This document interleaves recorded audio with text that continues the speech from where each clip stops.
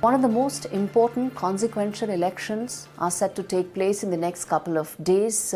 America is set to vote on the 5th of November. To understand the issues at play, the importance of this election, the significance of the verdict for India and the world beyond, I have with me Mr. Ravi Agarwal, Editor-in-Chief of Foreign Policy, in conversation with NDTV. Thank you so much, Ravi, for taking out the time. My pleasure. It's just a couple of days to go for the elections. Let me start by asking you that you're here in Manhattan. How do you see the election shaping up right now? It's incredibly close. I think at this point, your viewers, of course, will be very familiar with the polls, which are very split on who might win.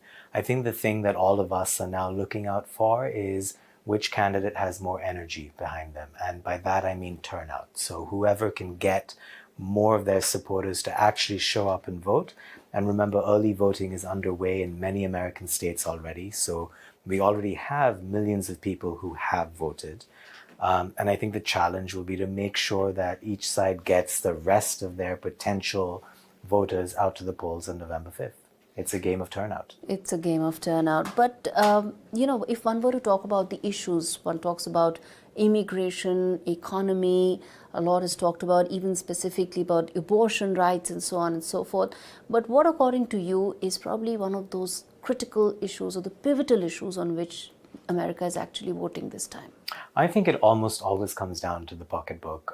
For the broad selection of the electorate, there have been a lot of fears and worries about inflation. But if you look at economic data over the last few months, inflation has eased, economic growth has picked up, unemployment has remained low. So a lot of the fundamentals seem to have been turning in favor of the Biden administration and therefore Harris. I think the question, though, is, people like you and I can cite data, but that doesn't matter because ultimately it's about how people feel. Yes. And I think economists get this wrong all the time. Elections are about how people feel, and it's about whether they feel hope or despair. Yes. And there's no way of measuring that other than an election, which is why this is as unpredictable and exciting as it is. You cited a few other things. I think immigration matters. People are worried about a flow of immigrants into this country if those immigrants are not coming here legally. Rightly or wrongly, we can discuss whether that is a baseless fear or a correct fear. But it's clear that immigration policy has been mishandled by the Biden administration. Abortion rights, I think, is a huge issue for women voters. And I think if you look at, again, according to the polls, one of the key divides in American politics right now is how women are voting and how men are voting. There's a gender divide. There is an education divide, how college-educated voters will go, how non-college educated voters will go. And the biggest divide is between college-educated women and non-college educated men. And of course, no surprise, college-educated women are more likely to go for Harris. Again, the question is how many of them turn out. Coming to the India aspect and, the India-US relationship, of course, whoever comes, the bilateral relationship is set to grow. But different regimes take a different view about any relationship. How do you see that in the wake of a Harris win, in the wake of a Trump win? So before I get into any differences between the two, I think one thing must be stated. There is broad bipartisan agreement in Washington on the US-India relationship being something that one must invest in, right? So Democrats and Republicans in Congress both believe in that. The second thing is that if you look at a trajectory over the last 20 years, which includes the Trump administration, US-India ties have only gotten stronger, right? So given that trajectory, I don't think too much changes for India, no matter who is president. But there are some things that will change.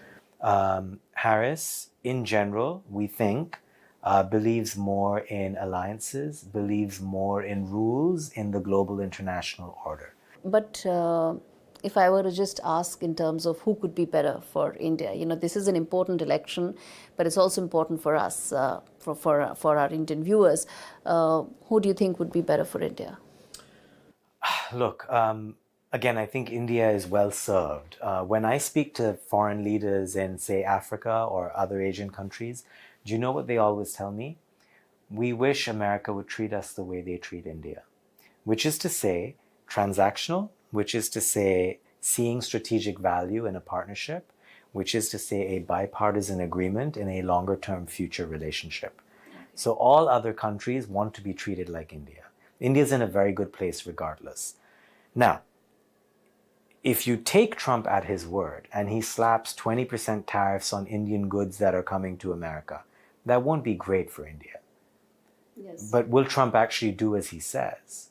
Or will he include exceptions for friends, exceptions for countries that have figured out some transaction or route around it?